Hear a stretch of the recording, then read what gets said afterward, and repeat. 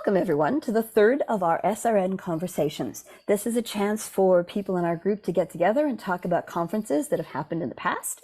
We want to find out where people got their themes from. We want to talk about how the group works and how these conferences have kept us moving forward in the idea of screenwriting research. But also, we love the congeniality of our group and the fact that we've made long-term friendships by traveling all over the world to attend these conferences. So I'm especially excited today to welcome our two guests. We're going to be talking about conferences in Santiago, Chile, and in Dunedin, New Zealand, which is about as far apart as you can get, at least from my space in Los Angeles. I want to begin by thanking Carmen first, who was one of our earlier chairs of the Executive Council, and Rose Farrell, who is currently the website manager. Both of them came up with this idea a few years ago. And so if you'd like to see earlier of our conversations, we've had two. You can find them on the SRN YouTube channel. We're just beginning to add more to it. This will go up in probably a week. You'll also find some keynote speeches from the recent conference that we had in Missouri, and we'll just continue adding things as we go.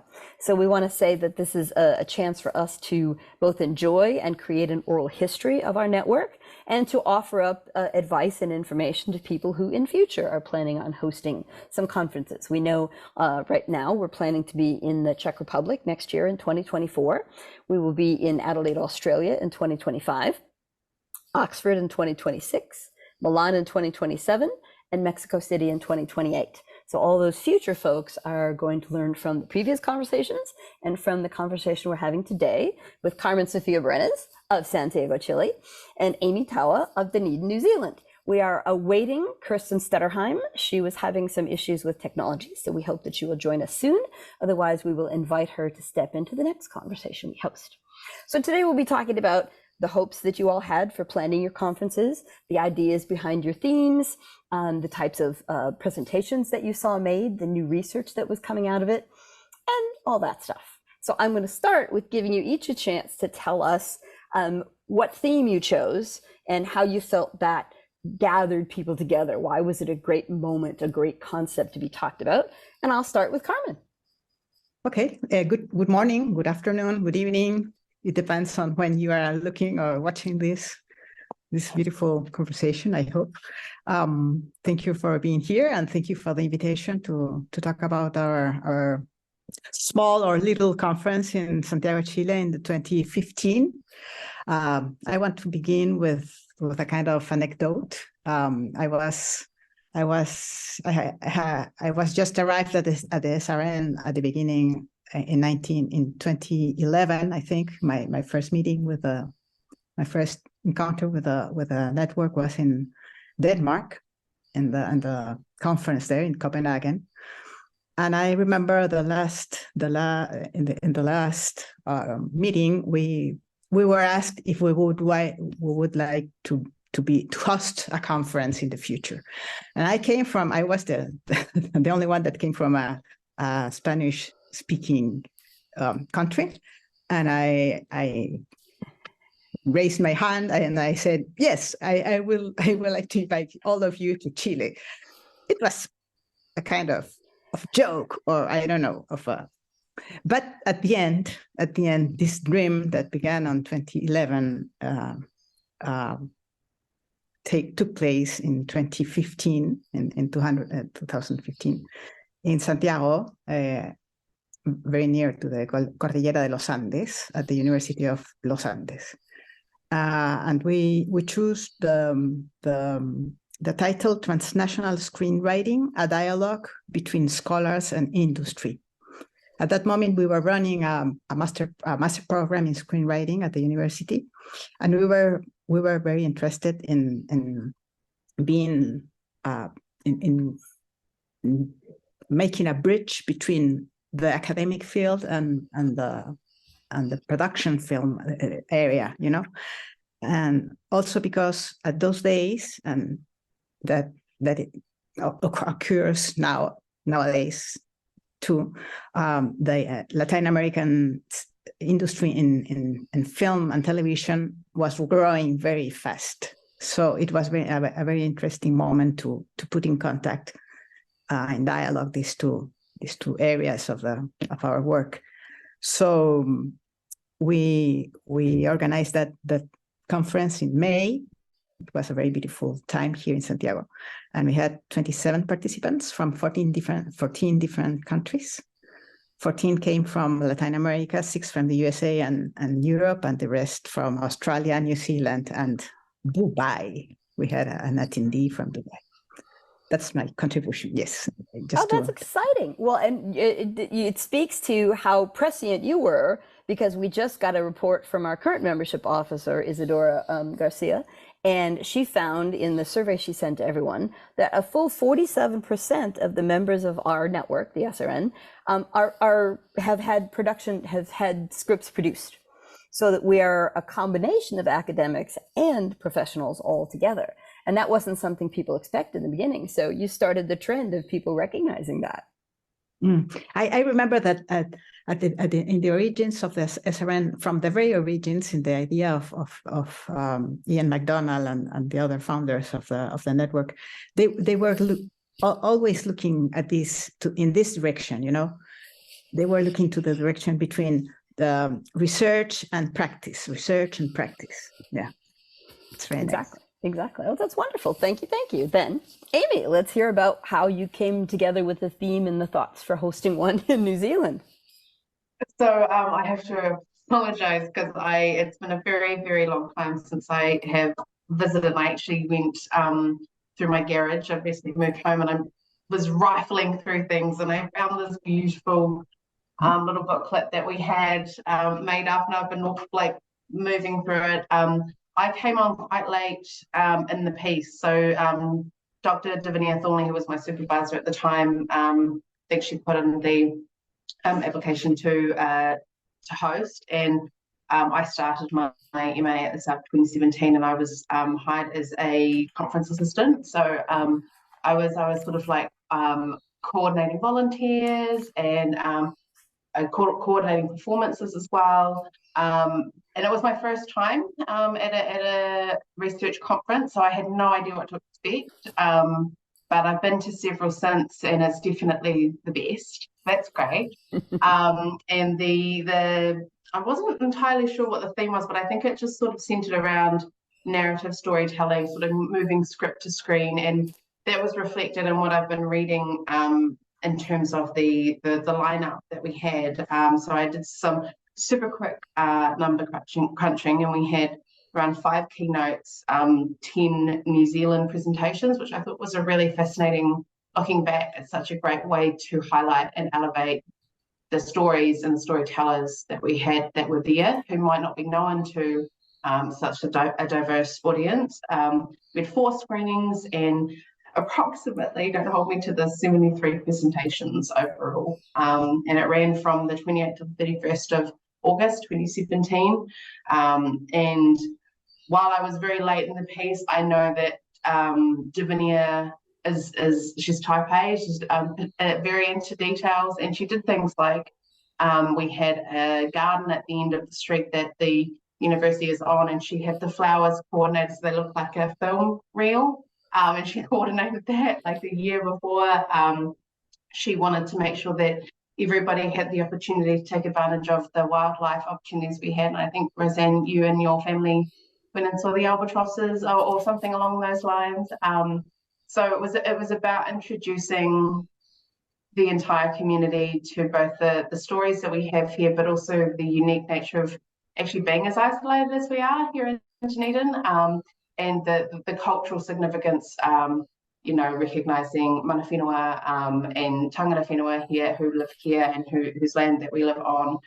That was really important to Divinia as well, and there was a lot of work behind the scenes in making sure that we had covered all the bases, and that we were, it was our first New Zealand SRN conference. We had lunches prepared. I had I've still got my volunteer roster sheet, and it's been wonderful to sort of look back and think about how collegial everybody was and how inviting everybody was and how friendly everyone was, because there was a lot of us who, for the first time, this was a conference, and when we think conference, if you've not been to one, it's very intimidating, especially there was actually quite a number of younger sort of postgraduate students presenting. I see that, I presented, but along with my friend Edmund Smith, who had finished his MA the year before, And there was such a diversity of storytelling. Yeah, and I think that it was also a great opportunity to bring people down to Dunedin from the North Island to highlight what we have going down here in terms of the film industry. We had like the absolute heavyweight that is Alan Baddock there. And then we also managed to get, I think, Davinia coordinated sort of guest talks from Dave Gibson, who was the New Zealand Film Commission CEO at that time, and Jane Wrightson, who was the CEO of New Zealand On Air. And those are massive funders. And I think there was a real attempt to create a visibility of pathways of having your story and actually, pitching it and getting funding for it and getting it onto the big screen. And then also the other side, the critiquing of these new stories and making space for new voices. Yeah, and I think there's been a sort of follow-on effects from everybody here that I know that went into this conference, from the volunteers and people who were sort of employed to do it. It's actually given us a lot of confidence to go after new opportunities. In 2020, I had signed up to go to the one at Oxford Brookes, and I'd submitted a paper, and I'd gone from doing my MA to working, and I was unsure, and but I thought if I'm going to do uni, I want it to be the SRN conference, because it's a really considered and thoughtful and inviting space to share ideas, and it's safe as well. It's a safe space to share those ideas and critique, robust conversation. So yeah, that's about it. That's wonderful. You touched on several things I would just want to highlight really importantly. You mentioned organizing performers, and I will tell you that I stole that idea from you and had children from our children's school. My university, Stevens College, has an education program and a children's school on site that our students work at. I had the toddlers come in and do an opening song. Fantastic. Yeah, they couldn't do it in another language. They didn't have another language. Y'all came in and sang in Maori, which I thought was beautiful. It was a lovely experience. Yeah, so I was raised here in Dunedin, and I went to all my schools here, and they have the King's High School, the Queen's High School, boys or girls schools. They have a phenomenal kapahaka group called He Waka Kotuia, and they work so hard to do, to build these sort of items, and also they sort of create a lot of their own songs in the dialect down here. So we reached out to them, and they were able to open the ceremony, which was wonderful. And we had, people from up north there as well. So it was just really nice to be able to give them the platform and actually for them to come through, because they don't have to. And then we had at the end of the conference, we had the Queens of the Pacific, which were from also Queen's High School, and they performed some Pacifica songs, which is something that in New Zealand, and particularly Dunedin, we have the Otago Polyfest, which just celebrated its 30th celebration anniversary, which is very exciting. And they are one of the only festivals in the country, which runs for a week, that have performances for literally toddlers right through to 18-year-old students. And so that is something that they work towards every year. And so usually they have something in the pipeline, and if we want to sort of utilize, the cultural knowledge and the performances, it's a great way to be able to do that, because it's something that's quite unique to New Zealand and something that's fostered. So it was great to be able to share that with the SRN community. We appreciated that very much. It was that performance that I borrowed from y'all. And I have seen in the United States now, I had never seen a land acknowledgement until I came to the New Zealand conference. I've seen it now at various universities here, because of course, all the land in the United States once belonged to the indigenous people. So I was amazing to watch that, that spread across the world. So again, many things we learned in New Zealand.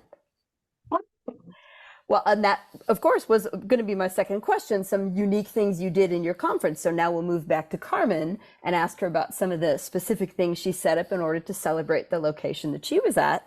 One of which I know was the fact that it was a smaller conference, and I've heard from many people in Missouri what a great time they had and how much it was helped create the collegiate type of atmosphere and the longer conversations that build on relationships in ways that you can't when you rush about from one presentation to another.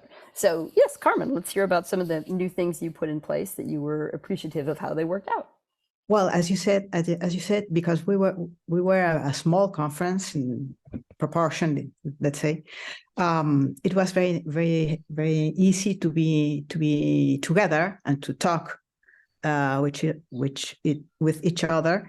And so I think that the most interesting thing from this conference is that we were so near one to the other that we could put together a book after the conference, not exactly with the presentations that were given in the conference, but with the rewritten articles, with those same the same ideas, but written for as a chapter in a book that is called transnational.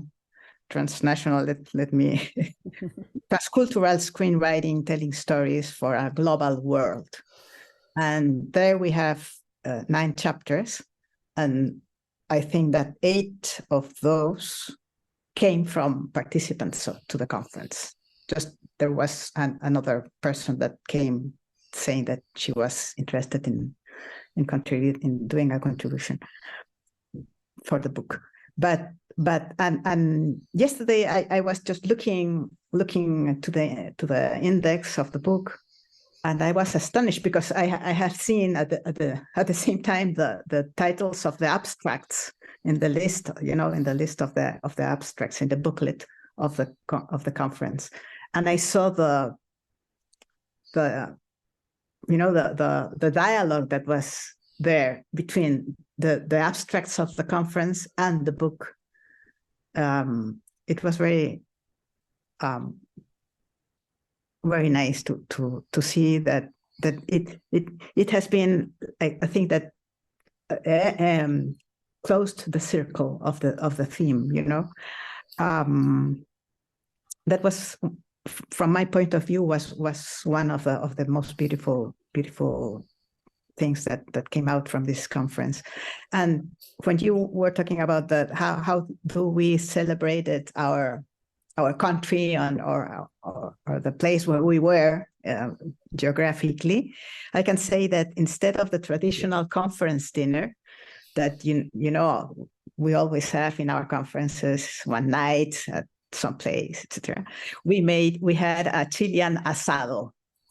That means a barbecue in the quincho from the university, and it was a middle day at the hour of the a la hora de comer, at lunchtime, and so we celebrated our traditions here in Chile.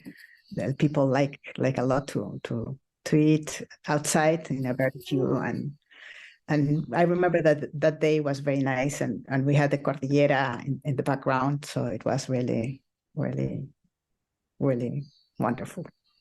That's it. Oh, that's wonderful. I have heard that as well from people. I was terrible about not coming. I'm so mad at myself. I've missed Australia and I missed Santiago. I have not missed anything since then. But that's wonderful. And yes, a publication, that's one of the many things that we've seen come out of these conferences, and even just the relationships made at conferences. If a conference didn't choose to do a book as you did, which is a wonderful assistance to people who are moving up in their academic world, to have a publication like that is a beautiful thing to offer. And we all know how much work that was in terms of editing. It wasn't just take something and throw it into a publication. You had to do a lot of work to make that happen. But we think that's one of the definite benefits we see from the relationships people make at these events. We know recently from the SRN came out the Palgrave screenwriting theory book that's just full of people who met at various conferences and started conversations that expanded into that point. I also think it's important to notice we've been talking a lot about language, and what Carmen's conference offered was for Spanish language members to be able to work in their own language. I remember when I was in I'm trying to think which one it was. It might have been New Zealand, but I was talking to someone who was from Italy or Spain. And I realized not only did they spend the entire day listening to presentations in a second or possibly third language, they themselves presented in that other language. And then at night, they were simply casually chatting with me in my own language. And I hadn't once had to work the whole day because it was my language all day. And it's just an amazing thing that we bring all these people together who are able to work so brilliantly in somebody else's language. So to give an opportunity to be an academic in the language of your own country, I think was a beautiful thing. Yes, you're right. Yeah. It's true. We have had conversations about that in the past. Could we find a way to do things? But in terms of publishing outside of English, it's difficult. You need other editors and things like that. So the JOS, and it's published in England, so it stays in English. But the opportunities are very important. Now, I did want to ask you, Carmen, we wanted to cover who were your keynote speakers? We hadn't keynote speakers. We had just tables. How do you say? Different tables. And we didn't have a speaker. And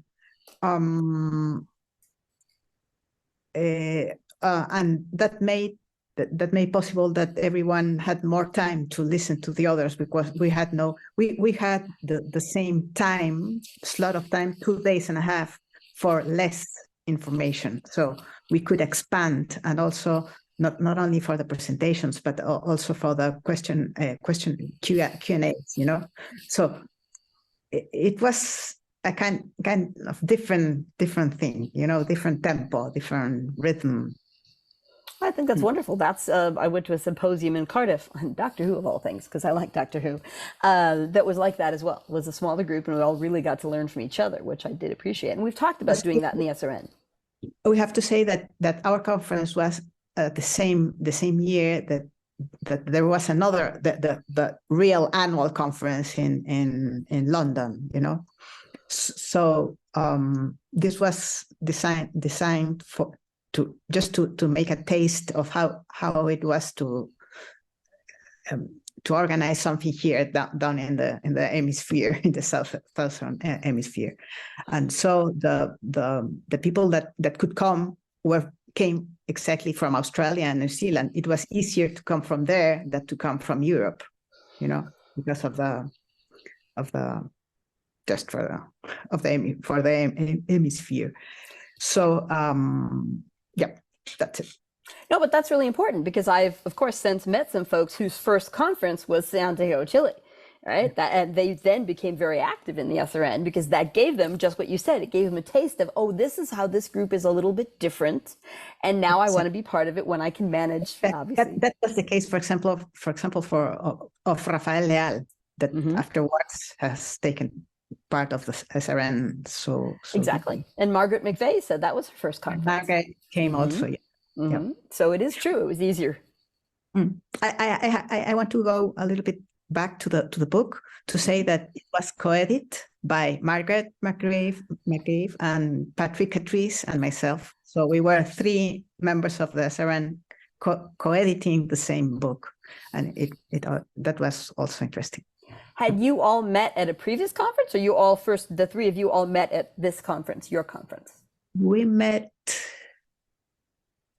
in a, do you know that? I don't remember. I think because Margaret said this was her first conference, so you could. So maybe Patrick and I, we met at the first. Patrick and I were friends, colleagues and friends, but that day. But maybe Margaret came at this moment. Yeah. Oh, that's perfect. Yeah.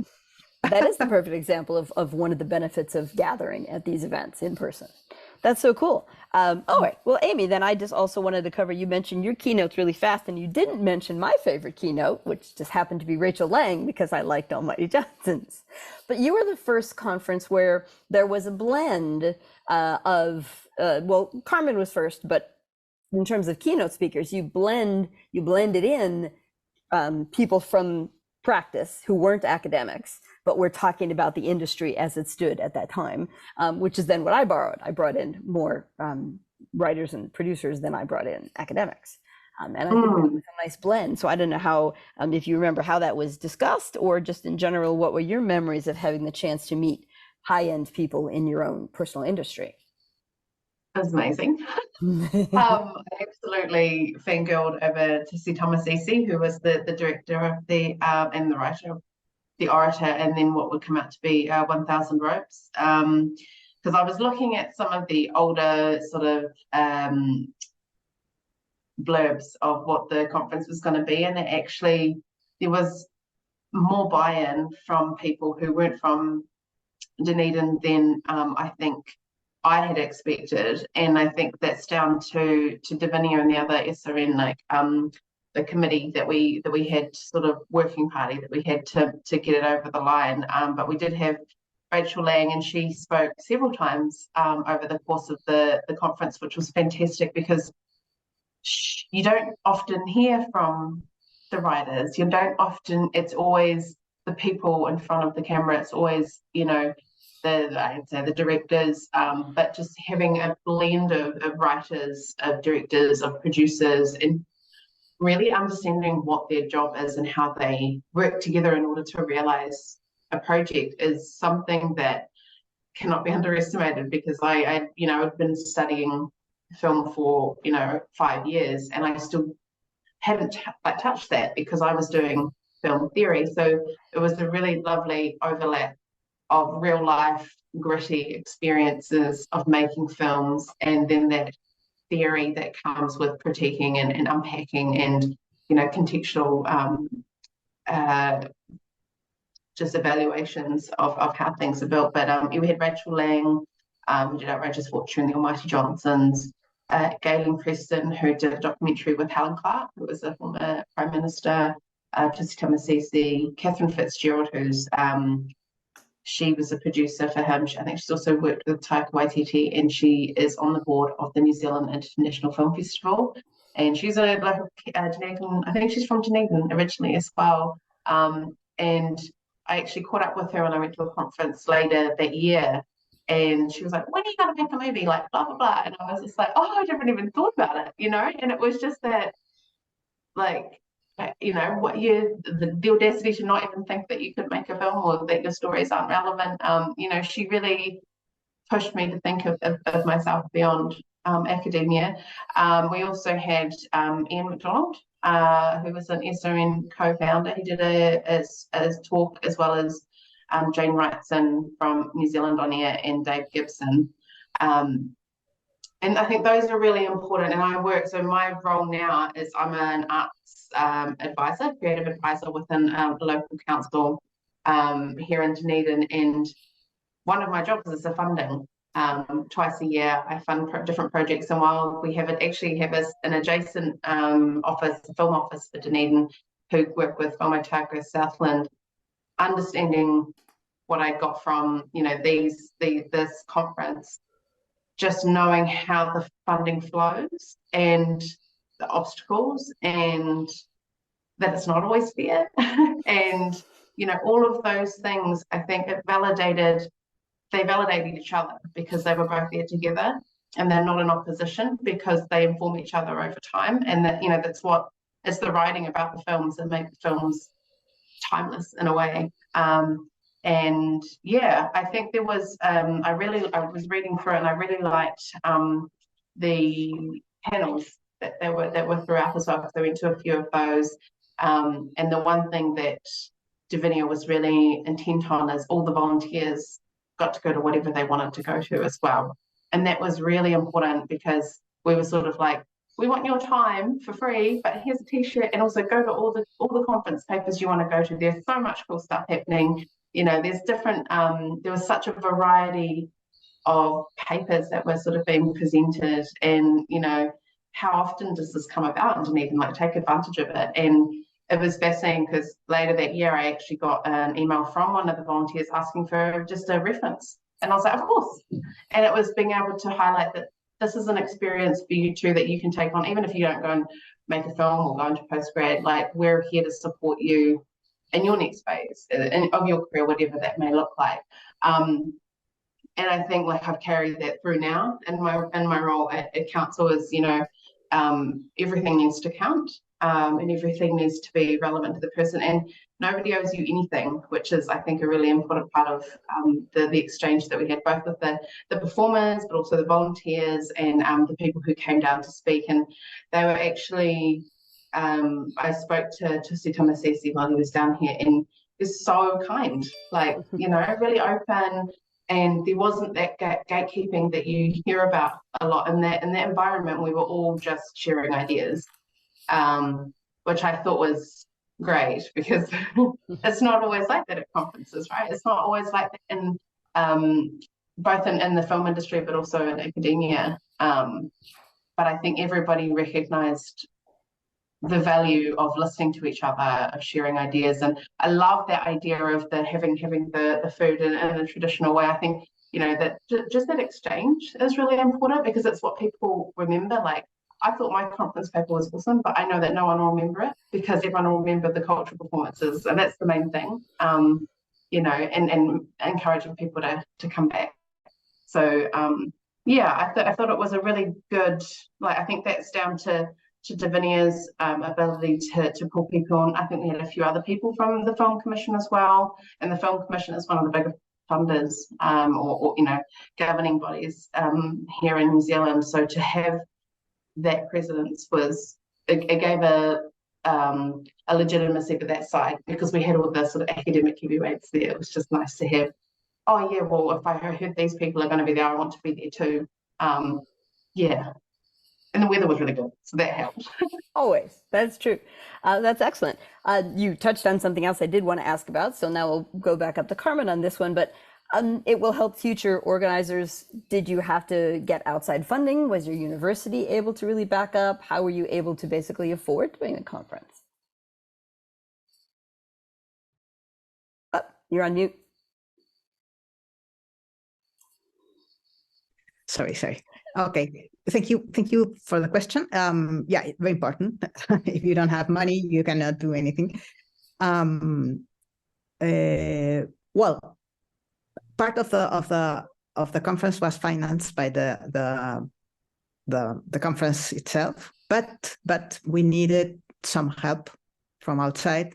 So we asked our faculty to support us. Our faculty, not our school. In Spanish, we say facultad to the school. Correct. Right. Yeah, our school. So our school, I mean, the university put some money there, and we also received help from how do you say this?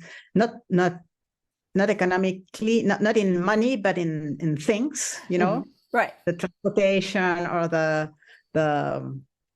paperwork or something, you know, yeah. This kind of the lunches, the lunch, the dinner, etc. You know, so but as I said, because it was a small one, it was not so expensive. I have to say, and.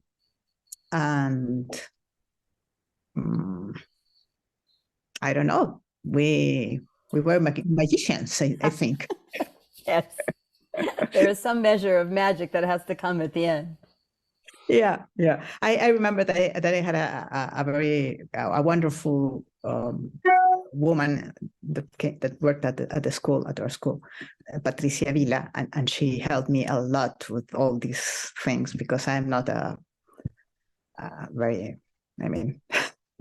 I like more to read and to write than to operate in Excels and you know. There are party planners and there are not, and I am not either. We need people who like to do that part of it. Yeah, that's it. That's right. Very true. Yeah, that's it. Yeah. Yes. Yeah, I mean, it's very important for future people because it does. Yes, we do charge a fee. Since we don't charge a fee to be a member of the SRN, we do have to charge people to attend the conferences, but that money is never enough to cover all the things that are needed. So it is important to be able to go out into your local community. And in the way Amie was saying that Davinia did, really gathering that support and making sure the whole community understands that you're bringing this international group of people to your location and that that's valuable to the students, it's valuable to the local community. Are there events that could be opened up to the public perhaps and things like that? Carmen. In the case of our university was interested in putting money that didn't came from the school in itself, because it was an international conference and it was so important for the country. You know, they were clear that it was something. A hit, a highlight in the story of our school and our university to be host of this conference. So that's a point. Yeah. Oh, I entirely agree. Same thing. My university is a small one in Missouri, and it was a big deal for their city and for the university to have that opportunity. And I think Amie's basically said the same thing about Otago, and that just the location makes it a place where you don't expect to have such a vast array of different people at one time. Very cool.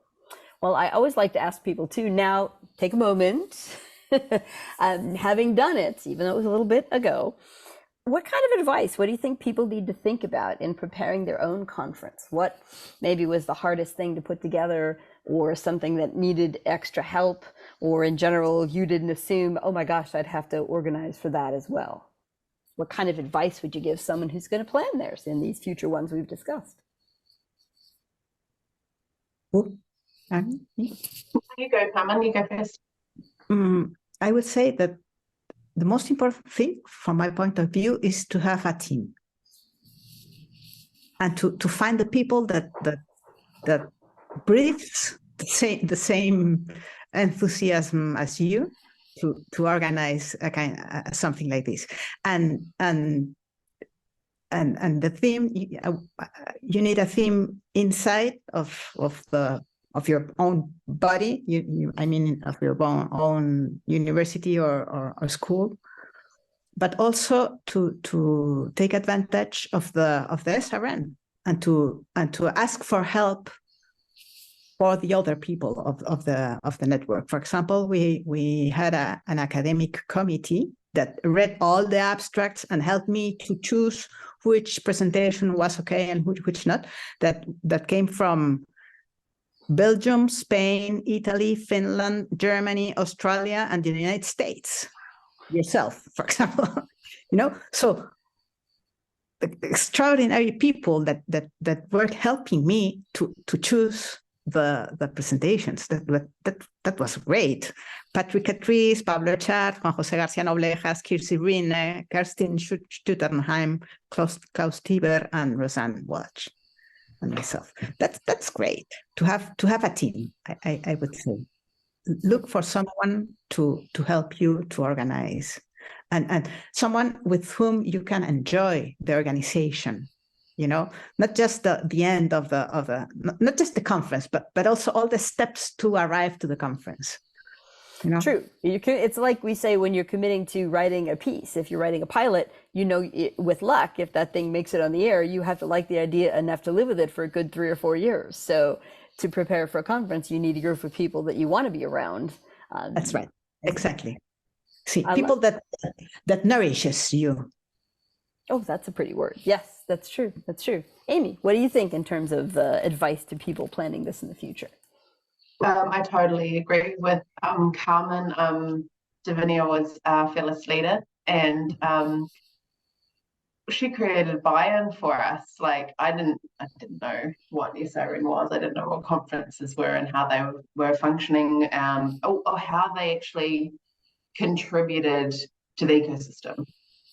And that was a really important lesson for me. And I think for any postgraduates to have the opportunity to be involved in this is such a great learning opportunity.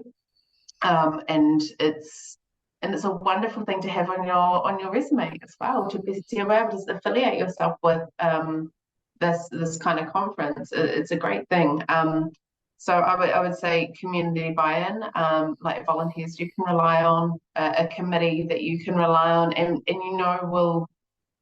you've got a safe and robust environment to make the best decisions for the conference. I would say plan early, like book it all now, and then at least you know where you are, you can visualize it, and know your parameters as well. I mean, bigger isn't always better. I mean, Carmen's one sounds phenomenal, and I know that Davinia, when she had a great time, I'm pretty sure she went to that one, yeah. And sometimes, just knowing exactly how much you can carry out and over what period of time, it's quality over quantity, and money. I mean, I'm being on the other side of, I applied for funding for the conference and I wasn't successful because I didn't understand how funding functioned in the city and who can fund what. And now we do arts council funding. We've got a DCC arts funding, and we also get funding from the National Body Creative New Zealand. They don't fund conferences.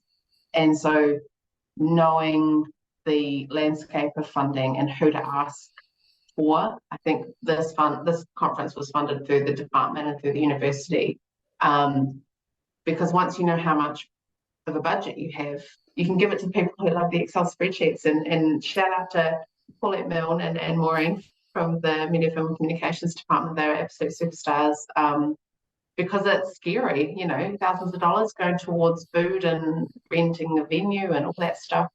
It's intense, but knowing what you have to work with, and how much in-kind support you're going to have to rely on, that's important. And I think sort of knowing who to ask that in-kind support from as well is really important. So if you want Indigenous performers, if you want local high school performers, pay them because they deserve it. If you've got some poor students who, need something to do in their mid-semester break, feed them, let them get them go to the conference presentations, and tell them that they can use you as a reference in their resume, because they show up on time. It's a miracle, because we all know that they don't have the best time management skills. But yeah, it's all about people, I think, all about the people. I mean, you can do a lot with a little bit of money. If you absolutely have to, ideally you wouldn't, but you have the right people around the table, and you'll have an amazing conference. I remember, may I Please, yes. Something? I remember that when we had some problems with Vincenzo Gratteri, that was the director of the program, of the screenwriting program, we sat together and we said, now, Vincenzo, he's an Italian, no? Vincenzo, let's be creative. What can we do now? We have a problem. What can we do now? Exactly as a screenwriter, we have here a conflict. So what can we do now? Those are the fun memories there, and that's the working relationship that makes it work. Oh, I totally agree. All right, well then I'm willing to ask one more question, because I really am appreciative of your time. If there's just one memory, one moment that sticks in your brain that was really a highlight, a reason that you're so happy that you took part in that, does that something stand out to you? I will say, all the ones I've attended, I can pick the moment, the person I met, the event that happened. For Dunedin, it was going to see the albatross and having my 14-year-old son along with us, and it was a trip that we would never have made outside of that. And we did go to Wellington first so he could see the Weta workshop, because we had to see that. But that experience was wonderful. And anytime that I've been anywhere, I've tried to enjoy the food of the local place. But also in terms of different conferences, it's a new piece that I heard that maybe go off and do a different type of research, or maybe look at a movie in a different way. So I don't know if there's a moment like that stands out in each of your conferences. It's a personal, a personal question. To me, something special to me. Yeah. I have one image in my mind, and it was our university has two buildings, and then there is a kind of hill, and in the top is the library, because it's the heart of the university. So I have an image taken from here, with the library at the back, and people from the 5 continents going down this hill. And I have the photo of that moment. And all of them were participants of the SRN conference. Well, that's a beautiful, that's the SRN in a nutshell. Mm. Oh, I love that. Thank you, thank you. Amie? Your best memory? I can't follow that. That's so cool. Like, that's amazing. My one's very, very personal, because I'd never met a film director, film writer before, and when I saw the orator when I was an undergraduate, it blew my mind, because I had never seen Samoa on the screen like that. I'd never seen the language on the screen like that. You could see the time and energy and had gone into the quality of that production, and it's something that it validates experiences, and it validates stories, and it's such a film that there's no explanation. Either you get it or you don't. Either you're from Samoa or from the islands, or you don't. And that meeting to see and having conversations with him would never have happened otherwise.